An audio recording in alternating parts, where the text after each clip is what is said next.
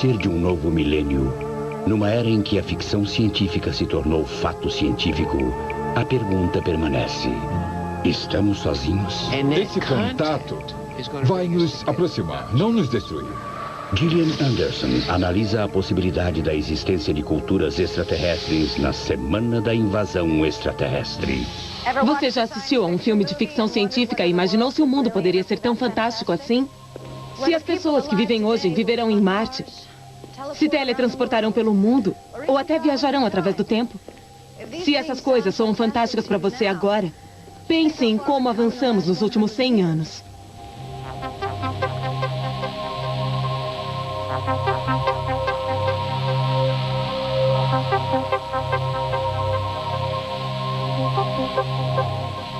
Todas as afirmações da ficção científica têm concluído que nós não estamos sozinhos. Enquanto ela especula sobre os extraterrestres, sua aparência e tecnologias superiores, cientistas aqui na Terra têm tido insights sobre a estranha ciência que a ficção vem associando a esses seres extraterrestres. Quer possamos ou não dominar essas estranhas tecnologias, uma coisa é certa: se fizéssemos contato com a coisa real, seria um dos eventos mais profundos desde que o homem deixou este pequeno planeta pela primeira vez. Agosto de 1996. A primeira pista atormentadora de que a vida pode ter florescido em outro lugar do sistema solar. Enquanto os cientistas da NASA tentam desvendar o mistério na rocha, alguns de seus próprios astronautas dizem que a conclusão é inevitável. Algum dia abriremos os nossos corações e as nossas mentes à presença de formas vivas além de nosso planeta. Algum dia faremos contato com eles. E só então realmente entenderemos a nós mesmos e o nosso lugar no universo. Story Musgrave, astronauta. Ele já voou em 5 missões no ônibus espacial e fica tão confortável no espaço quanto na Terra. Quem melhor poderia responder sobre a possibilidade de outra vida no nosso universo?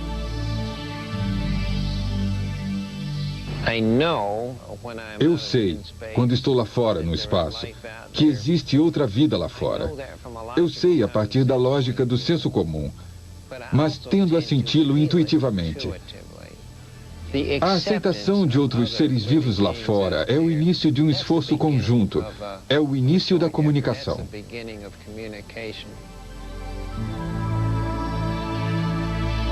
Story Musgrave não está só. A NASA leva a ideia de extraterrestres muito a sério.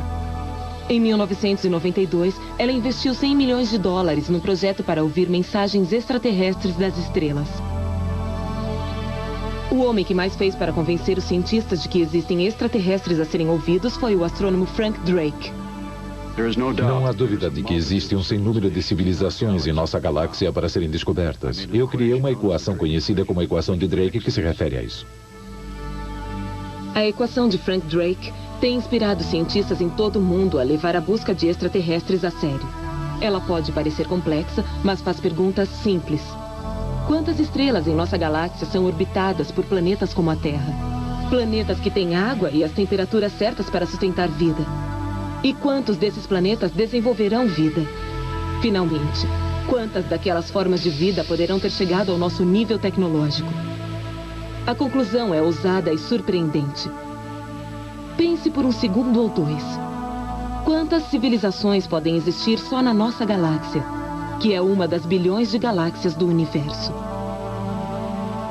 Se você usa a equação para estimar o número de civilizações detectáveis, você chega a um resultado de que há cerca de 10 mil civilizações detectáveis na galáxia. O universo deve estar repleto delas.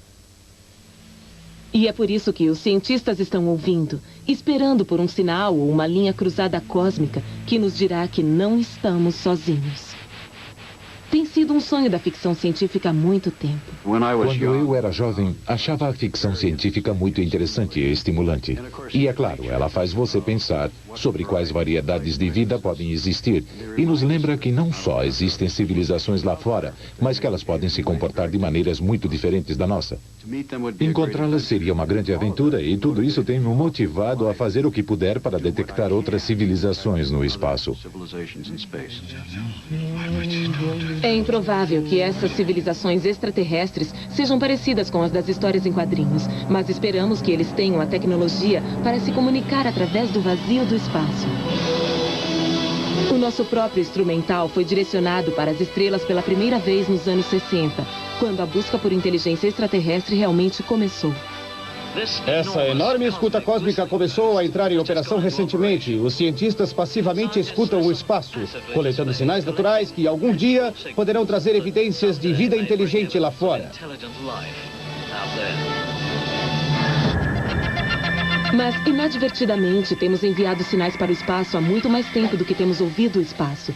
Todos os dias, sinais de televisão explodem pela atmosfera terrestre e através do sistema solar e além. As primeiras imagens de TV agora estão a 547 bilhões de quilômetros da Terra. Imagino o que esses extraterrestres acham delas. Oi, pessoal! Ei, o que houve? E eu desejo a todos vocês, onde quer que estejam, uma boa sorte, assim como a nossa Terra.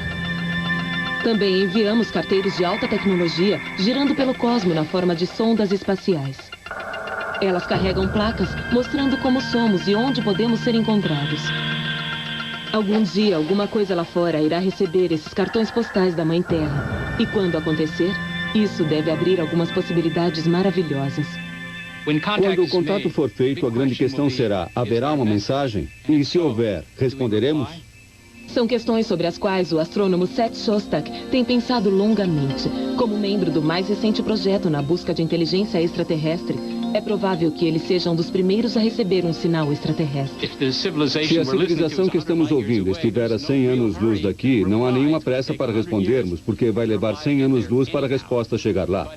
Mas, se decidirmos responder, responderemos como um planeta só, toda a humanidade. Chamaremos as Nações Unidas para que todos decidam se devemos ou não dizer alguma coisa. Quer dizer, essa é a política, mas acho que na prática vai ser um pouco diferente. Acho que qualquer um que tiver um transmissor vai virá-lo na direção do sinal e transmitirá sua própria resposta, mas vamos ver.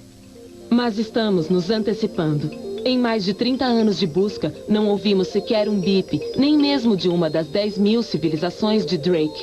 E até recebermos essa confirmação concreta de que não estamos sozinhos, o que existe é o nosso desejo. Realmente houve uma mensagem? Sim. De um planeta? Um planeta muito distante. De algum lugar em Andrômeda? Isso mesmo. Bem, pelo menos está bem longe. Então, como a ficção científica tem explicado essa falta de evidências concretas? É brilhantemente simples. A evidência tem estado lá o tempo todo, mas foi acobertada. Alguém não tem sido muito correto conosco. Se algum governo foi contatado por uma raça extraterrestre, você pode ter certeza de que ele está usando o conhecimento extraterrestre que lhe foi dado em benefício próprio. David Bishop, um escritor de ficção científica, escreve sobre a clássica teoria da conspiração, que governos já estão trabalhando com extraterrestres na Terra. Existe uma grande relação entre ficção científica e as teorias de conspiração envolvendo governos, particularmente porque a própria ficção científica nos revelou tantas imagens de contato extraterrestre, de invasão extraterrestre, e se as pessoas acreditam que estamos sendo, de fato, contatados, então o governo é a entidade que está suprimindo a informação. Mas se um governo realmente fez contato com extraterrestres, como a ficção científica insiste, então onde as evidências podem estar escondidas?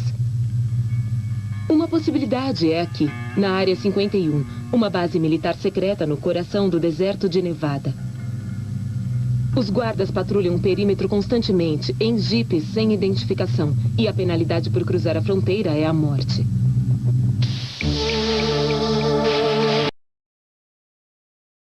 De 1997 foi baseado no projeto Fênix do Instituto SETI. Descubra quando voltarmos com mais Semana da Invasão Extraterrestre. Posta ativa de ficção sobre a primeira vez que recebemos mensagens de uma civilização extraterrestre. Voltamos agora com Semana da Invasão Extraterrestre. A Área 51 só é a mais conhecida base secreta num vasto complexo militar onde qualquer coisa pode ser verdade. Glenn Campbell deixou seu emprego de programador de computadores e se mudou para Nevada para tentar encontrar a verdade por trás da base, onde há rumores de que os militares mantêm várias naves extraterrestres capturadas. O governo americano nega, mas fotografias de um satélite russo contam a verdadeira história. O que vemos a cerca de 40 quilômetros de distância é o que parece ser uma base comum da Força Aérea. Existem vários hangares grandes e provavelmente esta é a maior pista de aterrissagem do mundo. Este era campo de testes dos aviões espiões U-2 e SF-781. Ele foi construído para enfrentar a ameaça soviética. Agora não temos nenhuma ameaça soviética e a pergunta é, para que tanto segredo? A pequena cidade desértica de Rachel fica a 48 quilômetros da base. Na verdade, um estacionamento de trailers que está desfrutando da notoriedade da área.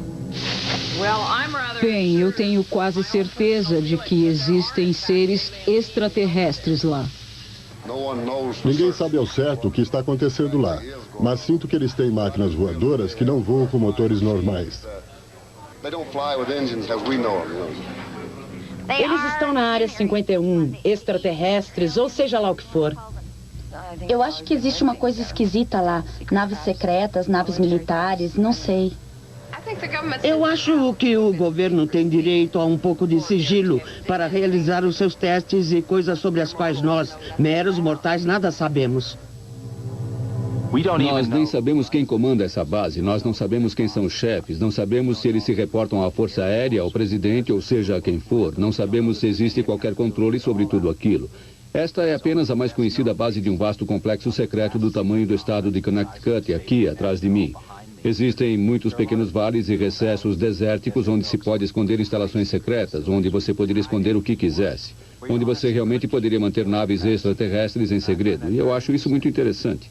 Durante o tempo que tenho passado aqui, o que consegui ver é que os militares realmente puderam manter um segredo grande como esse e manter o segredo sobre seus funcionários para que ele não vazasse. Entre os mitos e as meias-verdades e os mal-entendidos cercando a base do deserto surge um homem.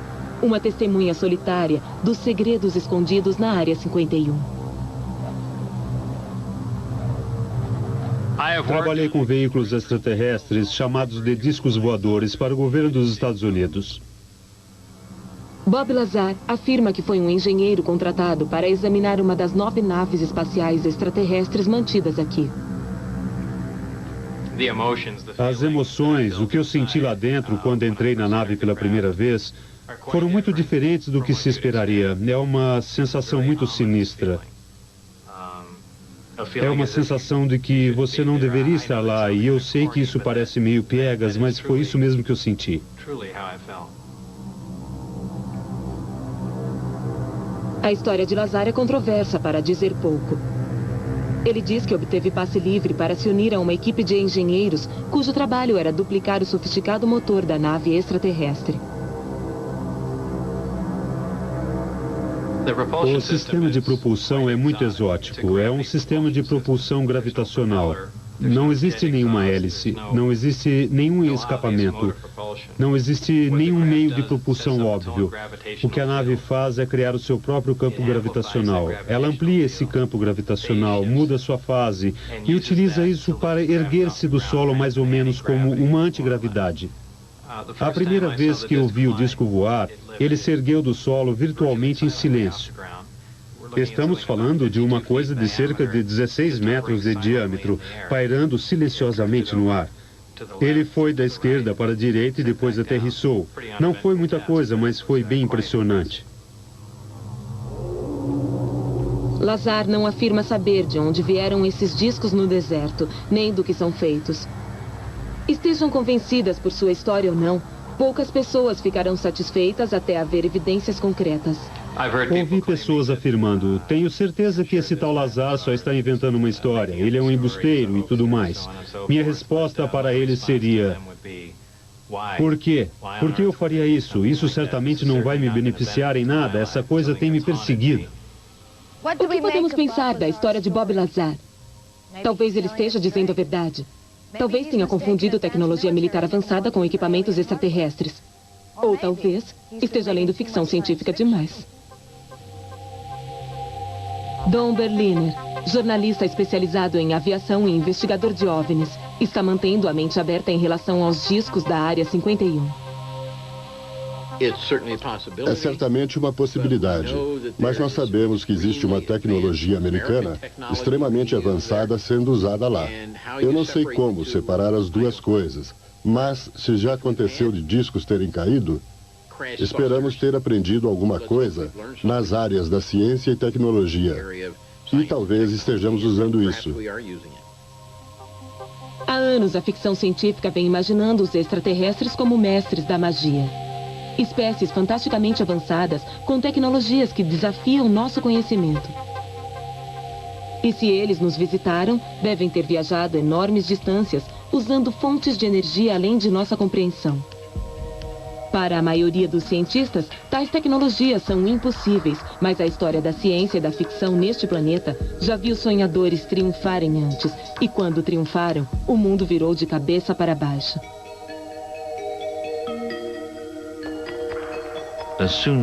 Logo que o mundo das partículas subatômicas se tornou disponível na imaginação, os escritores de ficção científica começaram a ficar muito mais precisos do que os cientistas mais experientes nos primeiros anos do século do poderio atômico. H.G. Wells, em 1913, descreveu com precisão.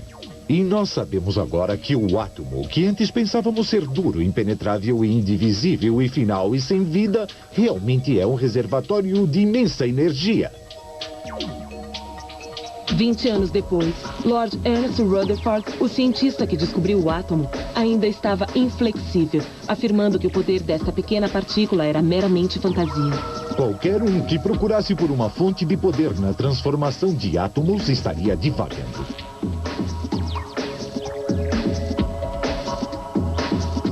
O poder atômico era tão grande quanto inesperado. E com possivelmente 1 bilhão de anos de vantagem, quem sabe quantas maravilhas científicas os cientistas extraterrestres podem ter descoberto.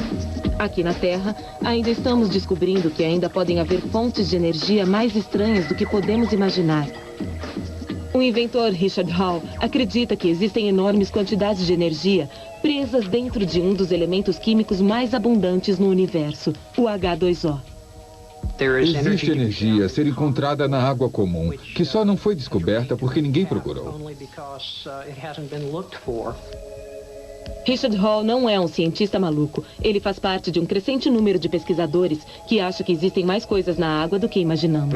Quando eu era garoto, costumava ver todo tipo de coisas nas nuvens. Hoje, quando olho lá para cima, penso, oh, tem toneladas de água flutuando lá em cima. Peter Greneau ajudou a desenvolver armas alimentadas eletricamente para os militares americanos. Um dia ele começou a imaginar o que aconteceria se a arma pudesse ser adaptada para disparar água em vez de balas, e se juntou a Richard Hall para descobrir. Você obtém um pequeno pedaço de raio. Água e eletricidade. O incrível poder de uma tempestade explodindo do tambor de uma arma. Um dedal cheio de água, uma faísca de alta voltagem e a água explode a 4.800 km por hora.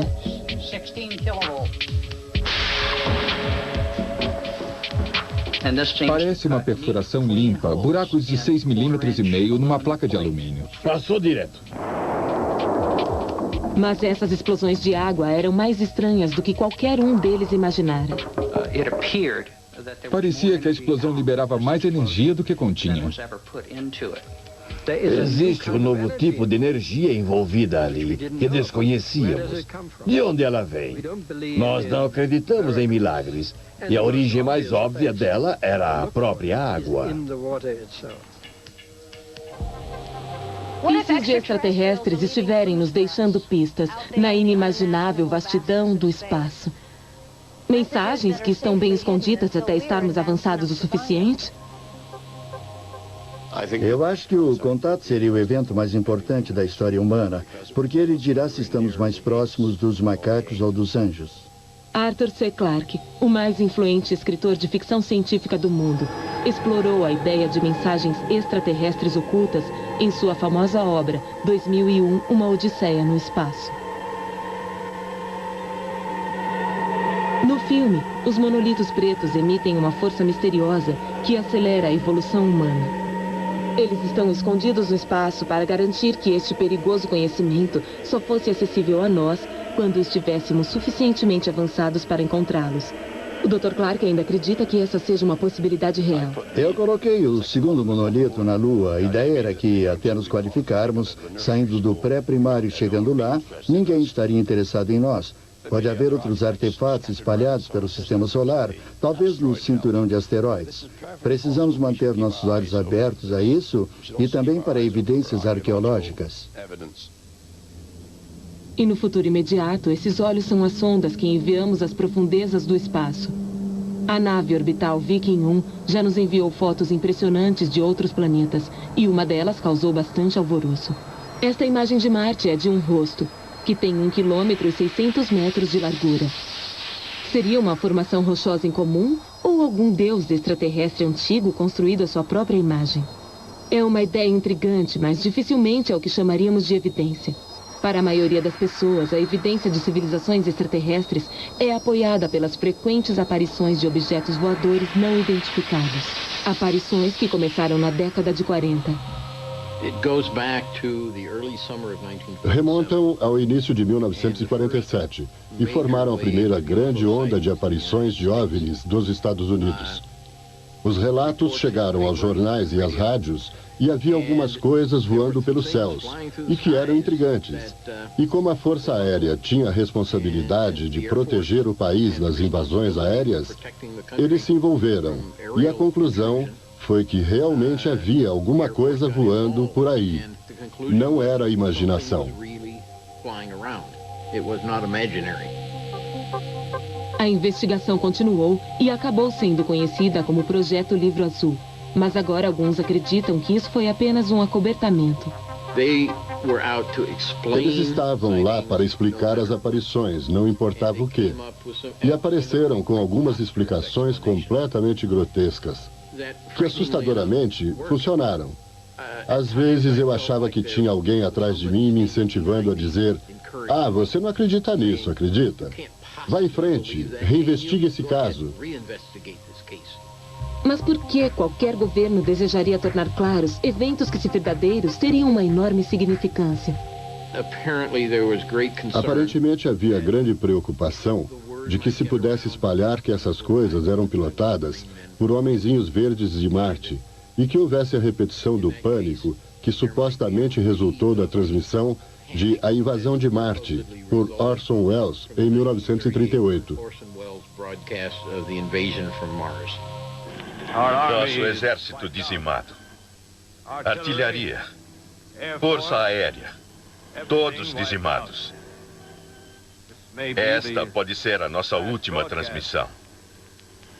Vamos ficar aqui até o final.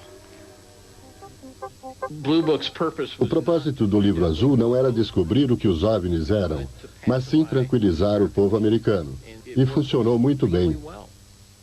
Enquanto investigadores como Don Berliner continuam a vasculhar os escritórios de registros atrás de arquivos secretos que podem revelar a verdade sobre os OVNIs, outros acreditam que a verdade está dentro dos cofres da biblioteca da ficção científica.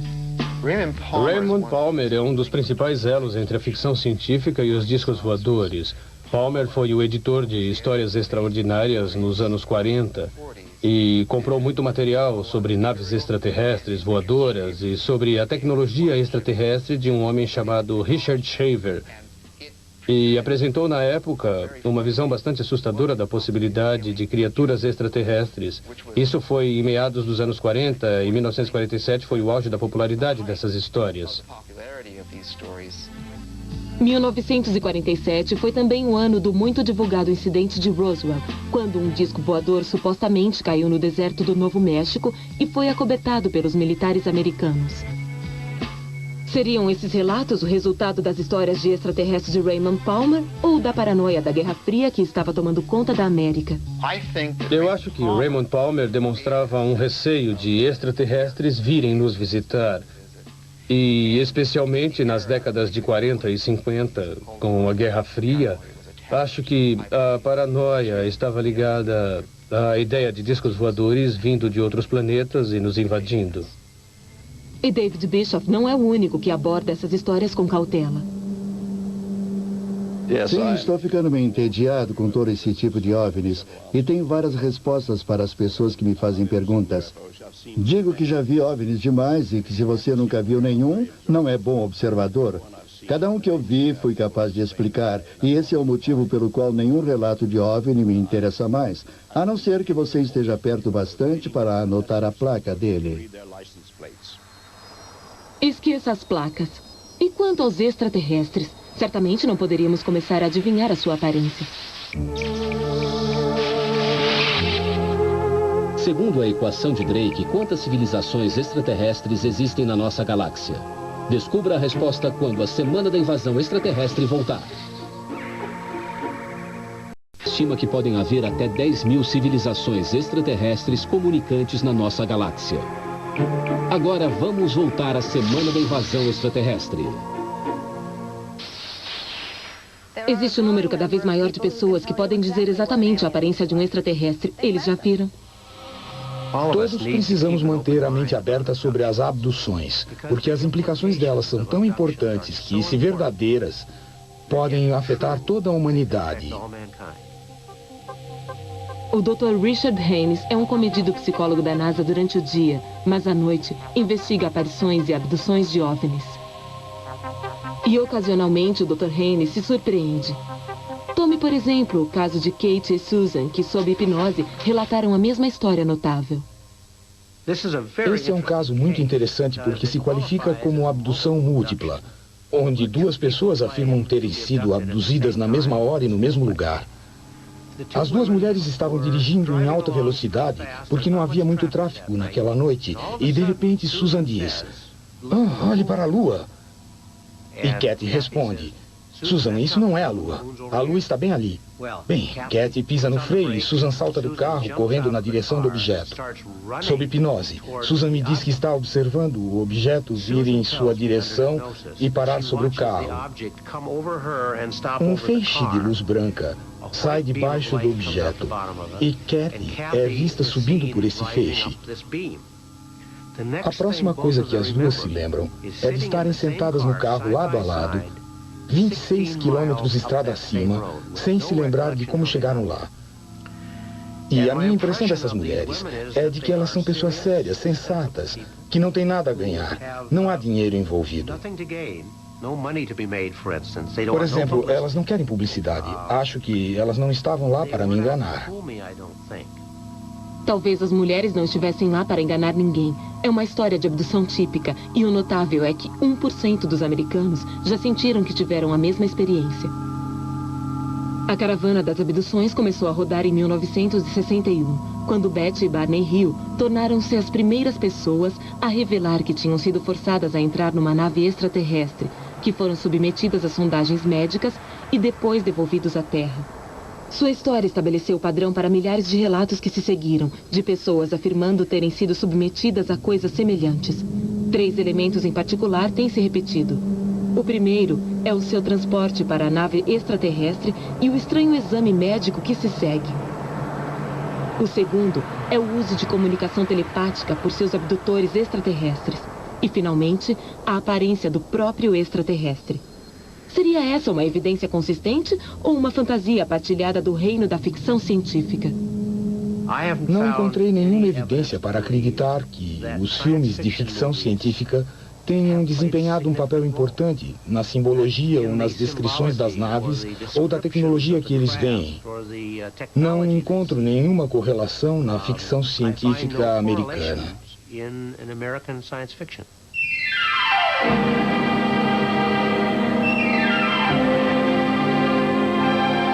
Acho bastante provável que daqui a 10 anos as afirmações que as pessoas fazem sobre as abduções de OVNIs serão até mais bizarras do que aquelas que estão fazendo hoje. Robert Schaefer, engenheiro de software e um sério investigador de OVNIs, tem estudado as ligações entre abduções e a ficção científica. Alguns ufólogos andam por aí dizendo que não há absolutamente nada na literatura de ficção científica semelhante a essas histórias de abduções por OVNIs. E isso simplesmente está errado. 30 anos antes de Betty Hill ter revelado a sua abdução por um OVNI, podemos encontrar nos quadrinhos de Buck Rogers uma abdução por OVNI incrivelmente semelhante àquelas que estamos familiarizados hoje, onde existe uma nave dos Homens Tigre de Marte pairando sobre esta mulher, Vilma, e uma grande garra mecânica a agarra e puxa para dentro. Eles a colocam sobre uma mesa e fazem uma varredura mental. E isso é exatamente o que os extraterrestres estão supostamente fazendo hoje. O antigo filme de ficção científica Invasores de Marte tem semelhanças incríveis com a história que Betty Hill revelou sob hipnose.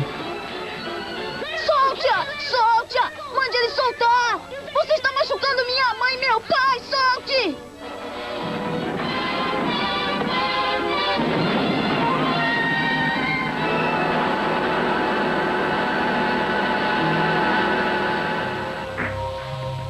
Em Independence Day, um extraterrestre capturado fala telepaticamente ao presidente dos Estados Unidos.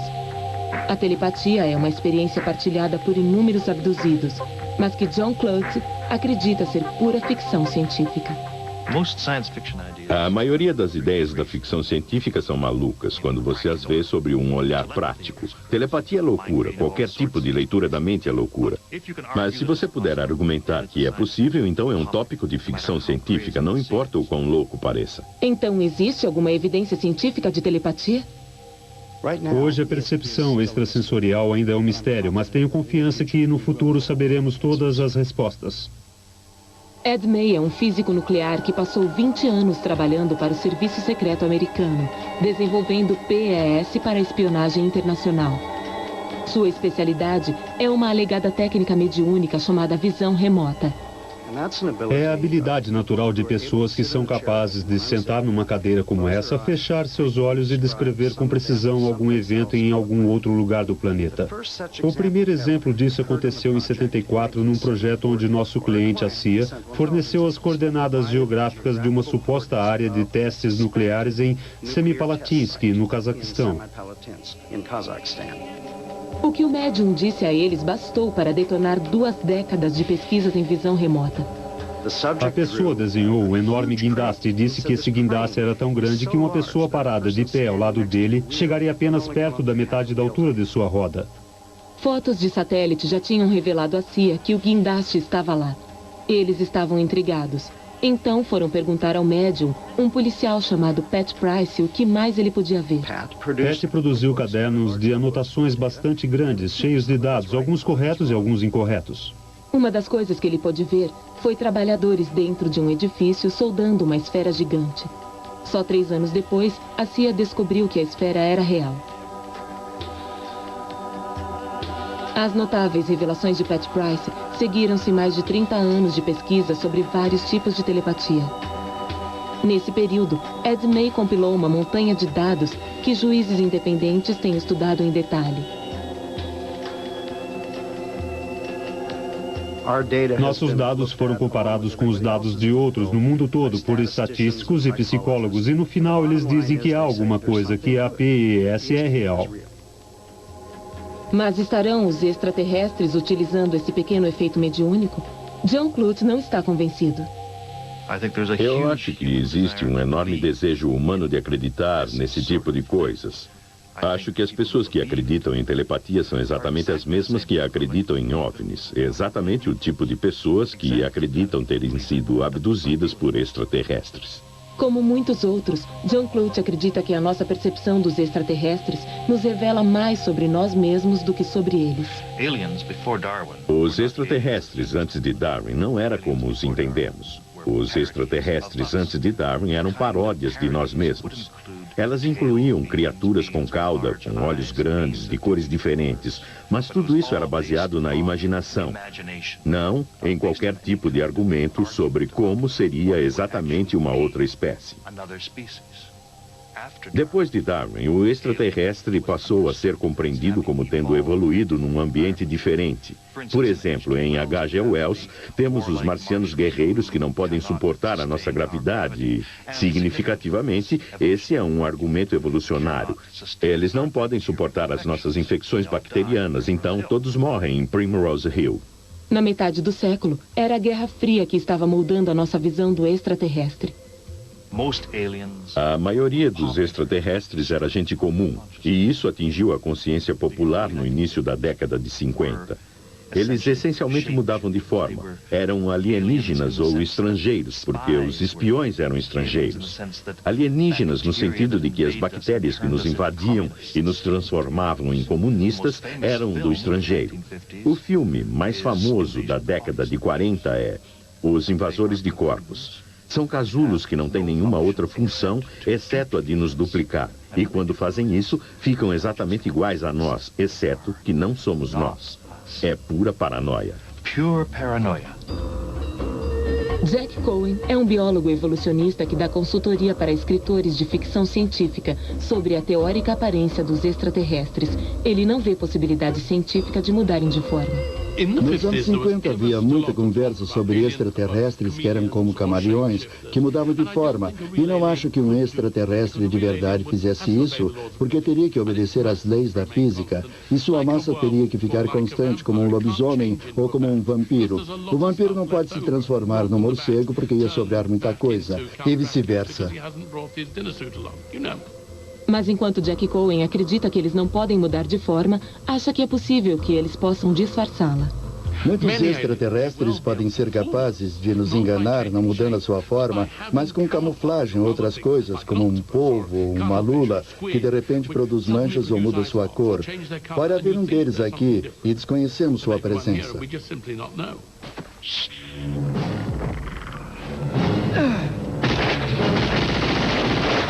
O filme O Predador é o melhor exemplo de batalha contra um extraterrestre com uma vantagem tática peculiar. Sua tecnologia pode parecer muito além do nosso alcance, mas não por muito tempo. Invisibilidade é a fantasia da maioria das pessoas, mas existem sistemas hoje que poderiam tornar a invisibilidade uma realidade. Mike Burns, físico e projetista de sistemas militares. O extraterrestre era capaz de apertar um botão no painel de controle do seu pulso e aí então, entre aspas, fisicamente se tornar visível. Eu soube que um oficial militar que viu aquilo disse, eu quero um desses. Essa parece uma ideia um pouco implausível, mas você realmente pode construir uma coisa assim? E a resposta é sim, você pode. E Mike Burns já está fazendo isso. Então, como ele pretende mesclar um soldado com a paisagem? Você teria que fazer uma leitura do que está atrás de você e depois transferir a informação para o primeiro plano. O homem invisível de Burns usará um traje de tecido condutor de eletricidade coberto com sensores reflexivos inteligentes. Mudando seu ângulo e cor, esses sensores projetam a imagem do fundo para sua frente. Se você tivesse uma imagem perfeita disso, ele então estaria perfeitamente mesclado ao fundo e você não o veria. Se não for uma imagem perfeita, você verá algo levemente distorcido. Parece uma coisa que é como o fundo, mas existe outra coisa no caminho. Eu não sei se é uma sombra ou uma árvore. Se você está a uma certa distância, não dá para saber. Parece fantástico, mas a tecnologia já está aqui. Existem sensores e dispositivos suficientes por aí, o que indica que você pode realmente colocá-los juntos e fazer esse sistema acontecer.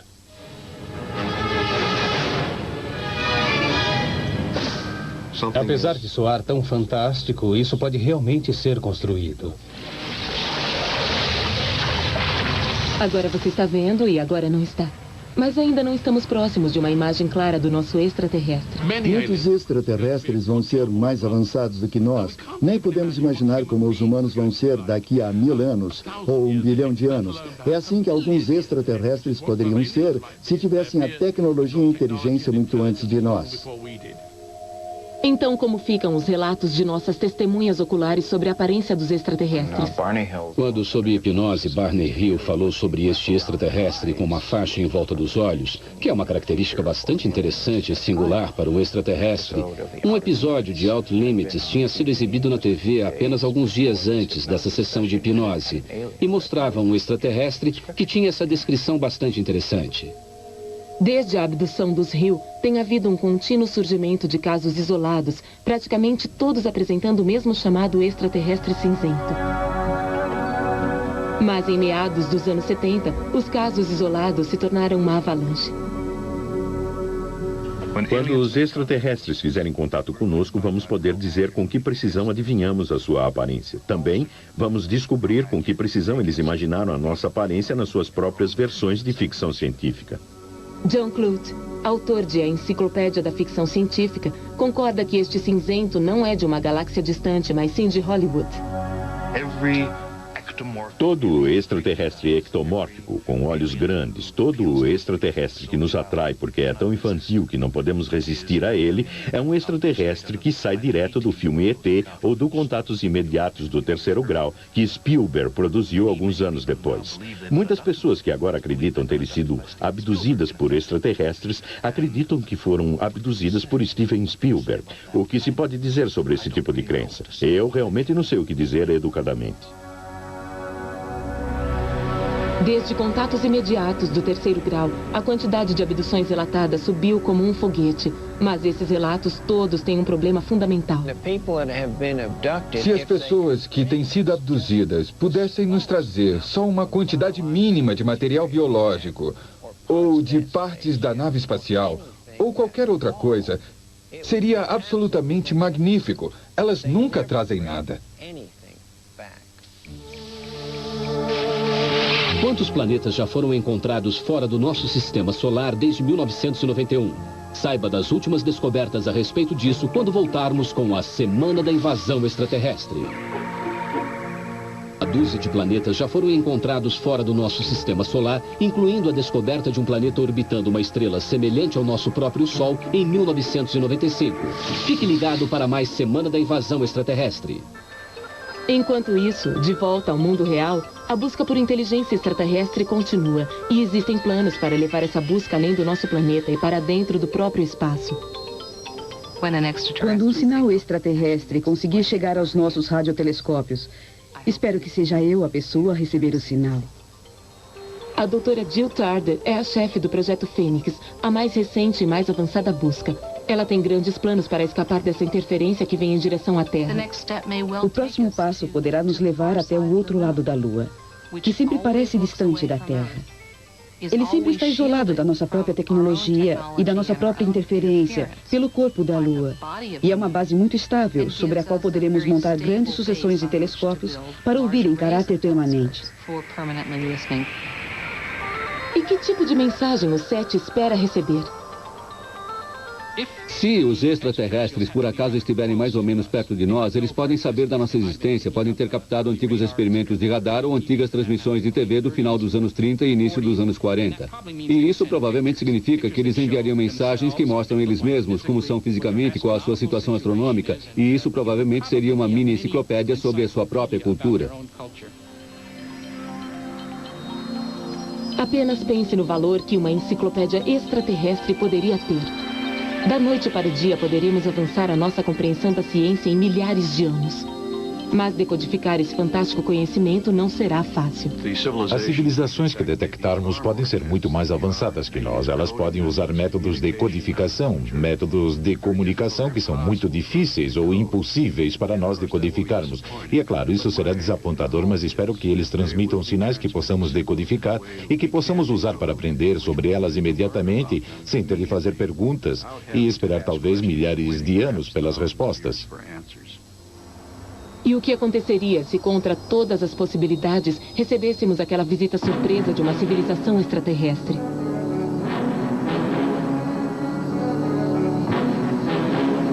Provocar o extermínio de todos os seres humanos. Exterminar, exterminar, exterminar, exterminar. Ajudem-me! Matar.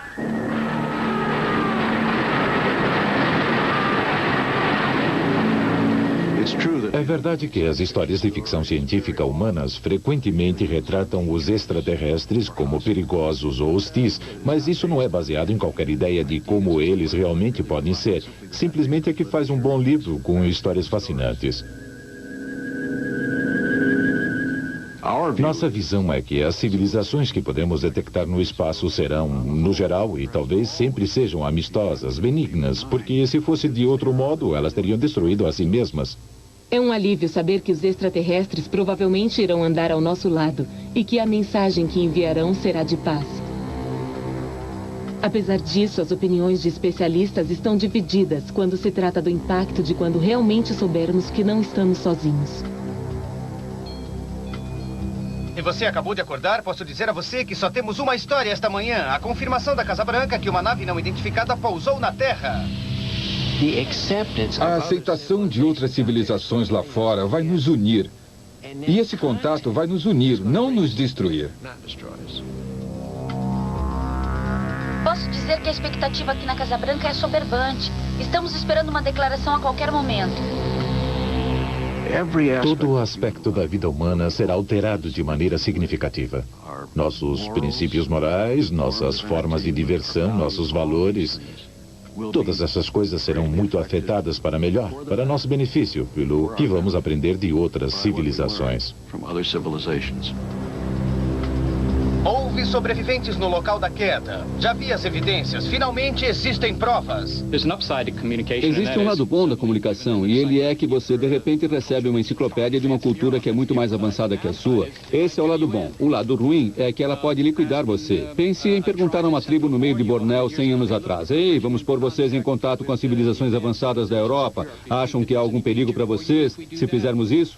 Bem, existe algum perigo. Eles podem perder a sua vontade de desenvolver mais a sua própria cultura, suas próprias tradições. Todo esse tipo de coisa pode se perder. Poderemos ficar nessa mesma posição. A ficção científica nos apresentou aos extraterrestres. And while the scientists must wait for proof, these signals or alien debris that would confirm their existence, it's the writers and the filmmakers who have inspired the scientists to look, and may even have prepared us for what they might find. Now, no one knows how it will change us, but contact with other species in our universe will be one of the most exciting adventures that awaits us in our fantastic future.